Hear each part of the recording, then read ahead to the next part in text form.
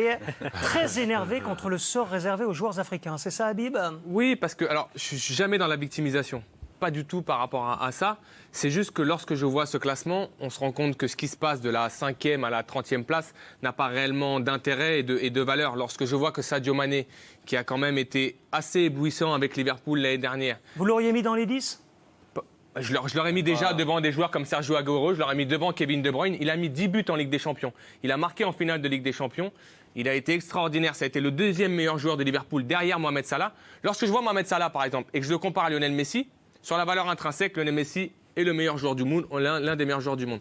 Mais quand je vois que Mohamed Salah a mis 32 buts l'année dernière en Première Ligue, meilleur buteur de Première Ligue, qui met 10 buts en Ligue des Champions et qu'il est exceptionnel et que je le vois à la 6e place, si je ne me trompe pas, je trouve que si demain il s'appelait Salahigno ou s'il s'appelait Magnigno... Mais qui vote? Voilà, On rappelle le barème. On rappelle le barème Habib. Il y a 180 journalistes, un par pays.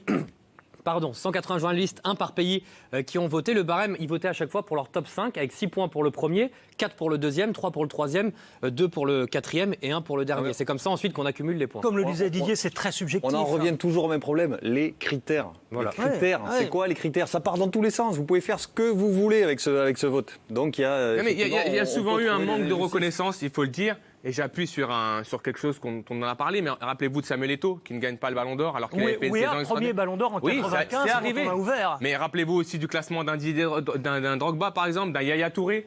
Là, je vois le classement de Sadio Mané par rapport à sa saison. Pour quelle raison, d'après vous? Je pense qu'il y a un manque de reconnaissance, puisqu'ils ne brillent pas avec leur sélection. C'est difficile pour eux de briller avec leur sélection. Peut-être qu'il manque justement d'aura par rapport à ce niveau international. Pour le coup, Salah aurait pu espérer mieux s'il avait été en meilleure forme, je pense, parce qu'il est allé à la Coupe du Monde, j'allais dire, pas sur une jambe, mais sur un bras. Et sa sélection n'a rien fait. Donc ça doit plomber. Par exemple, Firmino est devant Sadio Mané. Firmino a mis 10 buts en Ligue des Champions. Sadio Mané a mis également 10 buts. Parce qu'il est brésilien? Posez-vous la question. C'est QFD, à un moment donné. Ils sont pénalisés par leur sélection nationale. C'est QFD. Est-ce que Firmino a fait une bonne Coupe du Monde? Il n'était pas titulaire. Non. Sergio Aguero est devant Sadio Mané. Sergio Aguero était sur le banc de l'Argentine. Sergio Aguero s'est arrêté quand? En Ligue des Champions. Quel championnat il a fait l'année dernière, Sergio Aguero, avec Manchester City? Je pense que Sadio Mané fait une bien meilleure saison. Sergio Aguero est 16e, Sadio Mané est 23e. C'est juste la question que je me pose. Mais en même temps, je ne me fais pas d'illusions. Je pense qu'à partir de la 5e ou la 6e place... Ça se joue surtout à chaque fois à 2-3 points. Ce classement du Ballon d'Or ne veut plus rien dire. Voilà, c'est ce que je pense.